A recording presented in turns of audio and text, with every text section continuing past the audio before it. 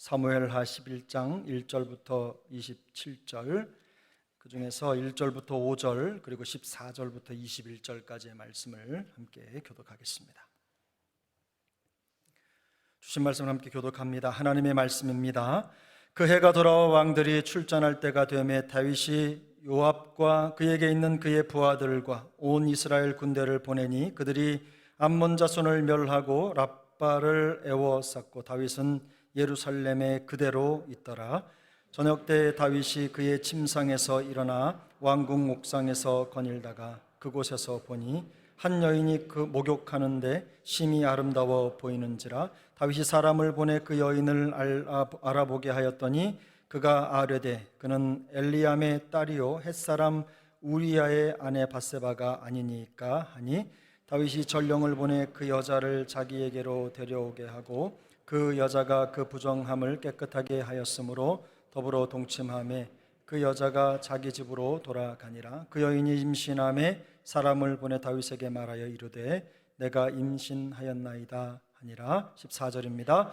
아침이 되매 다윗이 편지를 써서 우리아의 손에 들려 요압에게 보내니 그 편지에 써서 이르기를 너희가 우리아를 맹렬한 싸움에 앞세워 두고 너희는 뒤로 물러가서 그로 맞아 죽게 하라 하였더라.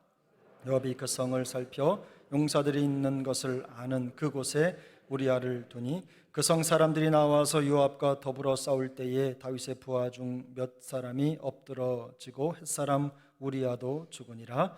요압이 사람을 보내 그 전쟁의 모든 일을 다윗에게 보고할 때 그 전령에게 명령하여 이르되 전쟁의 모든 일을 내가 왕께 보고하기를 마친 후에 혹시 왕이 노하여 내게 말씀하기를 너희가 어찌하여 성에 그처럼 가까이 가서 싸웠느냐? 그들이 성 위에서 쏠 줄을 알지 못하였느냐? 함께 읽습니다. 여룹베셋의 아들 아비멜렉을 쳐 죽인 자가 누구냐? 여인 하나가 성에서 맷돌 윗짝을 그 위에 던짐에 그가 더베스에서 죽지 아니하였느냐? 어찌하여 성에 가까이 갔더냐 하시거든 내가 말하기를 왕의 종 햇사람 우리아도 죽었나이다 하라. 아멘. 오늘은 사무엘서 강해 다윗에게 신앙의 길을 묻다, 다윗에게 신앙의 길을 묻다 42번째 시간입니다. 죄는 잘한다 라는 제목으로 함께 말씀의 은혜를 나누겠습니다.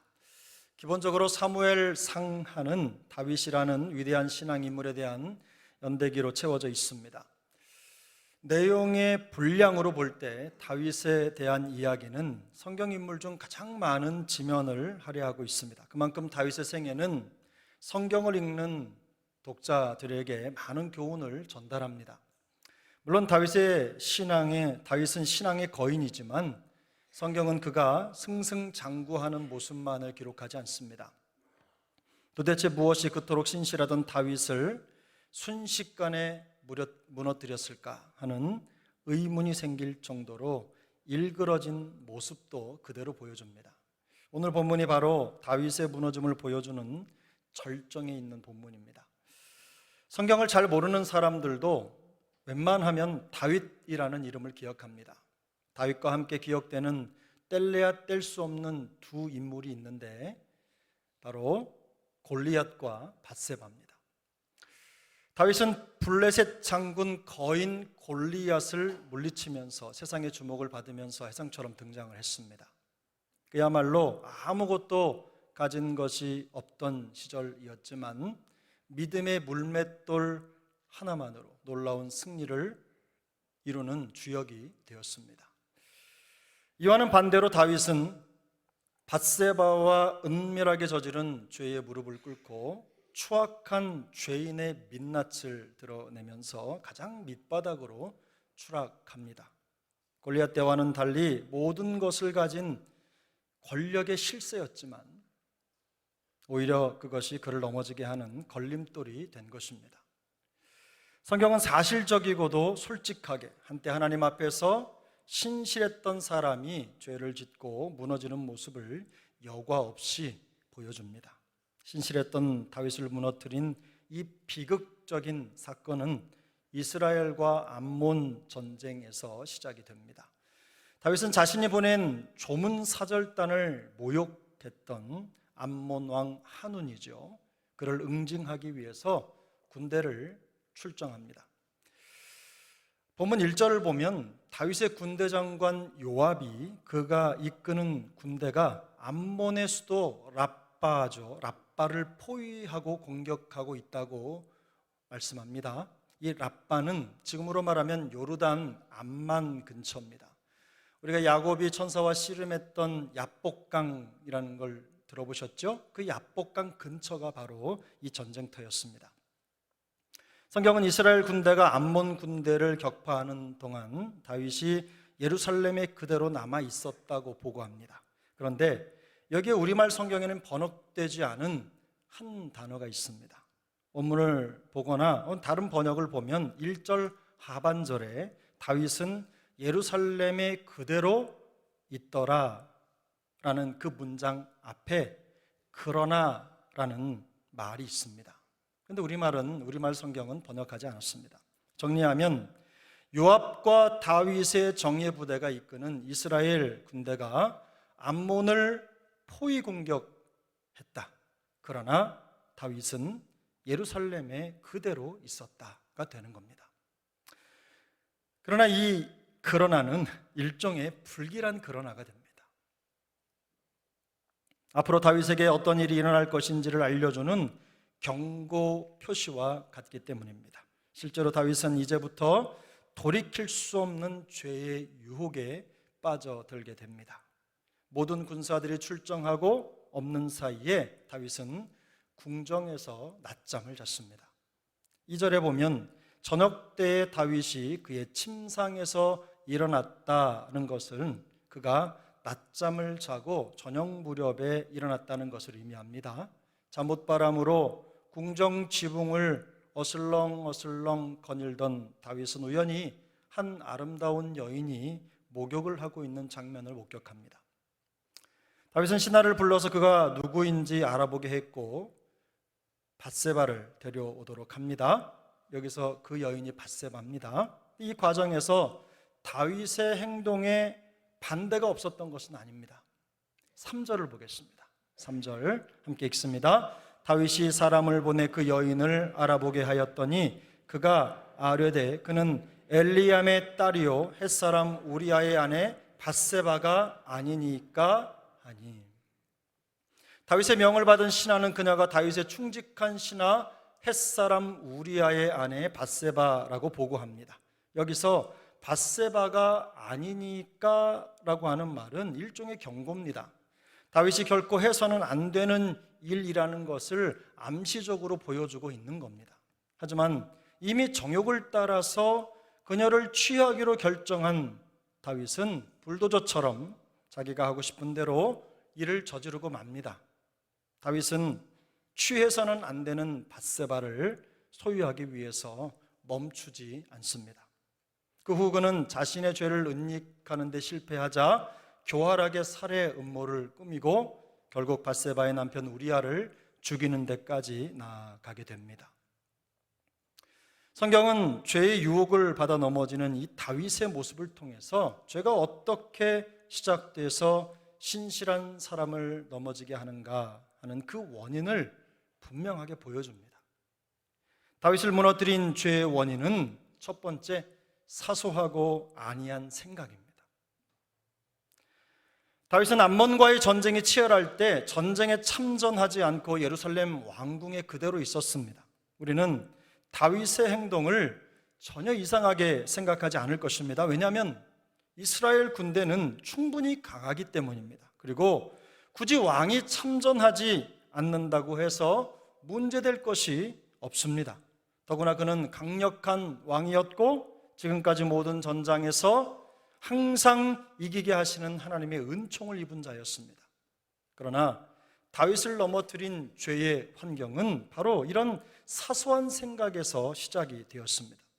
성경은 그러나 다윗은 예루살렘에 그대로 있더라 라는 이 표현으로 다윗이 지켜야 할 자리를 지키지 않았다는 것을 드러내 보여줍니다. 그는 사소하고 아니한 생각으로 백성들 앞에 나가 싸워야 하는 왕의 도리, 의무를 지키지 않았습니다. 그동안 수고했으니 잠시 쉬는 시간을 갖는 것이 뭐 그리 문제가 될까 하는 생각을 할 수도 있을 것입니다. 그러나 다윗의 죄는 현실에 안주하고 의무를 회피하려는 순간 시작되었습니다. 칼을 내려놓고 갑옷을 벗을 때 그 마음의 갑옷도 함께 벗어버렸기 때문입니다. 환경이 느슨하면 마음도 느슨해지게 마련입니다. 다윗은 사소하고 안이한 생각에 느슨해졌고 결국 그 느슨함이 만든 틈으로 죄의 유혹이 들어온 것입니다. 둘째는 나태함입니다. 다윗은 낮잠을 자고 일어나 저녁 무렵 왕궁 옥상을 거닐다가 목욕하는 밧세바를 보았습니다. 2절을 같이 읽겠습니다. 2절입니다. 저녁 때 다윗이 그의 침상에서 일어나 왕궁 옥상에서 거닐다가 그곳에서 보니 한 여인이 목욕을 하는데 심히 아름다워 보이는지라. 저녁 때의 침상에서 일어나 왕궁 옥상에서 거닐었다는 것은 다윗이 나태해졌다는 것을 상징적으로 보여줍니다.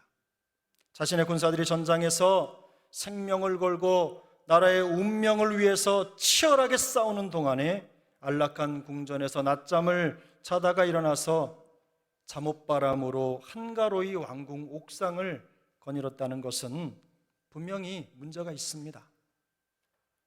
마태복음 13장 25절은 말씀합니다. 사람들이 잘 때 그 원수가 와서 곡식 가운데 가라지를 덧뿌리고 갔더니, 예수님의 말씀입니다. 원수가 와서 곡식이 자라야 할 밭에 가라지를 뿌렸던 것은 사람들이 잘 때였습니다. 다윗이 나태하여 낮잠을 자고 한가로이 왕궁 지붕을 거닐 때 죄의 유혹이 그를 찾아온 것입니다. 나태함이 죄가 들어오는 기회가 된 것입니다. 성경은 여러 곳에서 나태함이나 게으름을 경고합니다. 그래서 사도 바울은 교회 성도들에게 특별히 게으른 자를 권계하라고 말합니다. 동시에 부지런하여 게으르지 말고 열심을 품고 주를 섬기라고 명령합니다. 그만큼 나태하고 게으른 사람들이 죄에 취약하고 유혹이 올 때 속수무책으로 당할 가능성이 높기 때문입니다. 더구나 성장과 성숙에 열심을 내지 않는 성도의 영적인 게으름은 성도로 하여금 하나님의 뜻을 분별할 수 없도록 만들고 그 마음에 죄가 들어오는 기회를 제공하게 되는 것입니다. 일반적으로 성공한 사람들의 일화를 들어보면 그들은 대부분 나이가 들어도 여전히 부지런하다고 합니다. 끊임없이 자기 개발에 힘쓰고 새로운 것을 배우는 기회를 찾습니다. 과거의 성공에 안주하지 않고 현재 자기 자리에서 이룰 수 있는 작은 성공을 만들어가기 위해서 노력하는 공통점이 있다고 합니다. 저도 게으른 사람이 성공했다는 말을 들어본 적은 없습니다. 신앙생활도 마찬가지입니다. 부지런하여 게으르지 말고 열심을 품고 주를 섬기라는 명령은 우리가 주님의 나라에 들어가는 그 순간까지 모든 그리스도인들을 향한 하나님의 엄중한 명령입니다. 성경이 우리에게 이렇게 말씀하시는 이유는 개인적으로 가면 갈수록 활력이 넘치는 신앙생활을 위한 것이기도 하지만 죄의 유혹을 이길 수 있는 최선의 방법이기 때문입니다. 그러므로 부지런하여 게으르지 말고 열심을 품고 주를 섬기는 은혜가 우리 모두에게 있기를 축복합니다. 세 번째 다윗의 죄는 보는 것에서 시작됐습니다. 보는 것.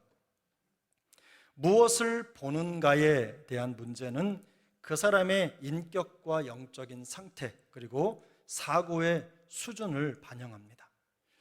본문 3절은 다윗이 왕궁 옥상을 거닐다가 그곳에서 보았다고 말합니다. 그곳에서 보니라는 표현은요, 우연히 어떤 장면을 스치듯 보았다는 말이 아닙니다. 여기에서 본이라는 말은 훨씬 더 적극적인 동기가 담긴 표현입니다. 그것을 보고 난 이후에 어떻게 행동할 것인지를 암시할 수 있을 정도, 암시하고 있는 훨씬 더 적극적인 동사입니다. 다르게 번역을 하면 궁금해서 쳐다봤다, 뚫어지게 본 겁니다. 그리고 관심을 가지고 쳐다봤다로 번역할 수 있습니다. 무엇인가를 골몰이 연구하는 관찰자의 눈을 표현할 때 이 단어를 사용합니다. 그만큼 다윗이 목욕하는 밧세바를 유심히 쳐다보면서 죄를 키운 겁니다. 구약성경 이사야 33장 15절 16절은 이렇게 말씀합니다. 함께 읽겠습니다. 오직 공의롭게 행하는 자, 정직히 말하는 자, 토색한 재물을 가증히 여기는 자, 손을 흔들어 뇌물을 받지 아니하는 자, 귀를 막아 피 흘리려는 꾀를 듣지 아니하는 자, 눈을 감아 악을 보지 아니하는 자, 그는 높은 곳에 거하리니 견고한 바위가 그의 요새가 되며 그의 양식은 공급되고 그의 물은 끊어지지 아니하리라. 성경은 눈을 감아 악을 보지 아니하는 자는 높은 곳에 거하리니 견고한 바위가 그의 요새가 되며 그의 양식은 공급되고 그의 물은 끊어지지 않을 것이라고 약속합니다. 그러나 다윗은 눈을 감아 악을 보지 말라는 엄중한 하나님의 말씀을 지키지 않았습니다. 그 결과 자기 눈에 보이는 대로 보고 마음의 욕심이 이끄는 대로 행동을 하게 된 것입니다. 자기 정욕에 사로잡히면 천하 어떤 사람이라도, 다윗뿐만 아니라 누구라도 죄의 유혹을 피할 수 없고 모든 것을 정욕의 눈으로 보게 되는 것입니다. 욕심에 사로잡히는 순간 죄의 유혹은 순식간에 신실한 다윗을 무너뜨렸습니다. 그리고 결국 다윗은 돌이킬 수 없는 죄를 범하고 말았습니다. 그런데 문제는 자기 욕심에서 시작된 다윗의 타락이 여기서 멈추지 않고 더 심각한 죄로 자라간다는 것입니다. 본문 14절 15절입니다. 우리 14절 15절 함께 읽습니다. 아침이 되매 다윗이 편지를 써서 우리아의 손에 들려 요압에게 보내니 그 편지에 써서 이르기를 너희가 우리아를 맹렬한 싸움에 앞세워 두고 너희는 뒤로 물러가서 그로 맞아 죽게 하라 하였더라. 아멘. 다윗은 우리아에게 자기를 죽이라는 편지를 직접 들고 가도록 시킨 겁니다. 잔인합니다. 결국 다윗은 자기의 죄를 감추기 위해서 교활한 살해 음모를 꾸미고 결국 밧세바의 남편 우리아를 사지로 몰아넣어 죽게 했습니다. 야고보서 1장 14, 15절은 이렇게 말씀합니다. 오직 각 사람이 시험을 받는 것은 자기 욕심에 끌려 미혹됨이니 욕심이 잉태한 즉 죄를 낳고 죄가 장성한 즉 사망을 낳느니라. 이 말씀의 경고처럼 다윗의 사소한 생각에서 시작된 죄의 출발이 죄 없는 사람을 죽이는 살인죄로 자라난 것입니다. 본문에는 햇사람 우리아라는 표현이 5차례 등장합니다. 우리아는 원래 유대인이 아니었습니다. 하지만 개종을 하고 하나님을 믿는 여호와 신앙을 갖게 된 것이 분명합니다. 그리고 그는 이스라엘을 위해 싸우는 충직한 군인이 되었습니다. 다윗의 교활함이 우리아의 충직함과 대조되면서 다윗이 얼마나 추악하게 죄에 빠져 들어가는지를 그림처럼 보여주는 것입니다. 사랑하는 여러분, 무엇이 그토록 신실하던 다윗을 순식간에 무너뜨렸습니까? 아주 사소한 생각의 틈으로 그에게 죄의 유혹이 찾아왔습니다. 나태함과 개운에 빠져 마음의 갑옷을 벗었을 때 죄의 공격이 시작되었습니다. 욕심과 정욕이 가득한 눈으로 허탄한 것을 바라볼 때 속수무책으로 무너지고 말았습니다. 마음속에 잉태된 죄는 결코 가만히 우리 안에 머무르지만은 않습니다. 계속 자라나서 결국 걷잡을 수 없는 파괴력으로 우리의 삶을 초토화시킨다는 데 더 큰 죄의 문제가 있습니다. 다윗의 타락이 보여주는 중요한 깨달음은 죄는 사람을 가리지 않는다는 것입니다. 천하의 다윗도 죄의 유혹을 피하지는 못했습니다. 그러면 우리가 이 죄의 유혹과 공격을 피할 수 있는 방법은 무엇입니까? 우리 골로새서 4장 2절을 함께 읽겠습니다. 골로새서 4장 2절, 기도를 계속하고 기도에 감사함으로 깨어 있으라. 한 번 더 읽습니다. 기도를 계속하고 기도에 감사함으로 깨어 있으라. 아멘. 성경은 우리에게 기도에 깨어 있으라고 말씀합니다. 기도를 계속하라는 것은 우리의 생각과 삶의 모든 영역이 기도가 되도록 기도에 헌신하라는 뜻입니다. 무릎을 꿇고 앉을 때만 기도하는 것이 아닙니다. 무엇을 하든지 어떤 생각을 하든지 기도의 마음을 잃지 말라는 뜻입니다. 기도에 감사함으로 깨어있으라는 것은 매사에 평범한 일상 속에서도 감사의 조건을 찾아내고 그 감사로 하나님께 기도하라는 뜻입니다. 감사가 사라진 마음에는 불평이 들어옵니다. 하나님께서 베풀어 주신 일상의 은혜를 잃어버린 채 욕심과 정욕에 빠질 수 있기 때문입니다. 물론 기도만 하고 마음의 결심을 가진다고 해서 유혹이 없고 죄의 공격을 피할 수 있는 것은 아닙니다. 여러분, 시편 101편 2절부터 4절까지를 함께 보겠습니다. 시편 101편 2절부터 4절입니다. 내가 완전한 길을 주목하오리니 주께서 어느 때나 내게 임하시겠나이까? 내가 완전한 마음으로 내 집 안에서 행하리이다. 나는 비천한 것을 내 눈앞에 두지 아니할 것이요 배교자들의 행위를 내가 미워하오리니 나는 그 어느 것도 붙들지 아니하리이다. 사악한 마음이 내게서 떠날 것이니 악한 일을 내가 알지 아니하리로다. 아멘. 이 시편은 다윗의 노래입니다. 전체 8절로 이루어진 이 시편에서 다윗은 마음속에 가지고 있는 확고한 의지를 나타내는 표현을 10번 이상 사용합니다. 그러니까 매 구절마다 적어도 한 번 이상 자신의 확고한 의지를 드러낸 셈입니다. 하지만 다윗은 이 의지가 무색하게 죄의 유혹에 넘어지고 말았습니다. 다윗이 죄를 짓기로 결정했기 때문에 죄를 지은 것이 아닙니다.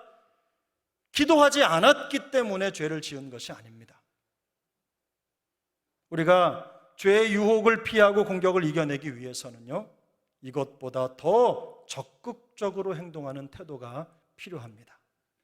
잠언 4장 23절부터 27절까지의 말씀을 우리 함께 읽겠습니다. 모든 지킬 만한 것 중에 더욱 내 마음을 지키라. 생명의 근원이 이에서 남이니라. 구부러진 말을 내 입에서 버리며 삐뚤어진 말을 내 입술에서 멀리하라. 내 눈은 바로 보며 내 눈꺼풀은 내 앞을 곧게 살펴 내 발이 행할 길을 평탄하게 하며 내 모든 길을 든든히 하라. 좌로나 우로나 치우치지 말고 내 발을 악에서 떠나게 하라. 아멘. 마음을 지키라는 말씀은 부지런히 마음속에 일어나는 마음속 갈망의 방향을 살피라는 뜻입니다. 마음의 방향이 행동의 방향을 결정하기 때문입니다. 가까이 알고 지내는 사람들이 죄의 성향을 가지고 있을 수도 있습니다. 그럴 때도 주의하여 말하고 보고 들으면서 흔들림이 없게 해야 되는 것입니다. 마음을 지키라는 말씀은 우리의 속사람을 주의하여 보라, 주의하여 보라는 뜻입니다. 죄는 사람을 가리지 않을 뿐 아니라 우리의 마음 안에 있는 기회만 주어지면 언제든지 우리의 마음 안에 있는 배신의 에너지를 주고 우리를 배신할 배신자를 키워내기 때문입니다. 사람은 누구나 그 마음속에 배신의 씨앗을 가지고 있습니다. 차이점은 그 배신의 씨앗에 물을 주고 키우느냐 그렇지 않느냐의 차이입니다. 우리 중에 누가 배신하고 싶어서 배신하는 사람이 있습니까? 마음속에 감추어져 있는 배신자가 적절한 환경을 만나 성장하는 것입니다. 때가 되면 크게 드러나는 거예요. 성도가 깨어있다는 것은 불완전한 우리 자신의 결심을 의지하라는 것이 아닙니다. 오히려 우리 연약함과 부족함을 인정하고 성령께서 우리를 인도하심에 민감하게 반응하라는 말씀입니다. 하나님의 은혜와 도우심을 의지하라는 말씀입니다. 그러므로 죄의 유혹을 이기는 최선의 방법은 감사함으로 깨어 기도를 계속하는 것입니다. 하나님이 주신 일상의 은혜를 기억하고 항상 감사하는 마음으로 깨어 있는 것입니다. 또한 마음을 지키는 것입니다. 마음의 방향이 죄를 향하지 않도록 해야 합니다. 죄는 사람을 가리지 않습니다. 이 세상 어디에도 죄의 안전지대는 없기 때문에 우리가 죄를 피해야 하는 것입니다. 사소한 생각이 죄의 시작이 된다는 것을 기억하고 마음의 틈이 생기지 않도록 경계해야 됩니다. 그렇게 할 때 죄가 우리 안에서 자라가는 것을 막을 수 있는 것입니다. 여러분, 다윗의 죄가 나와는 상관없는 것이라고 생각할 수 있는 가능성이 있어요. 그런데 다윗의 죄는 처음부터 크지 않았어요. 그 마음속에 사소한 생각을 관리하지 않아서 그 마음을 열어두고 죄가 들어오는 것을 방치했기 때문에 더 큰 죄로 성장한 것입니다. 모든 사람이 죄를 범하였음에 하나님의 영광에 이르지 못한다는 성경의 증언은 우리 안에 이미 죄의 뿌리가 있다는 것을 뜻합니다. 누구든 언제라도 환경이 주어지면 죄는 자라게 됩니다. 그러므로 죄가 자라게 하지 않기 위해서 죄가 자라는 환경을 만들지 않는 것이 무엇보다도 중요합니다.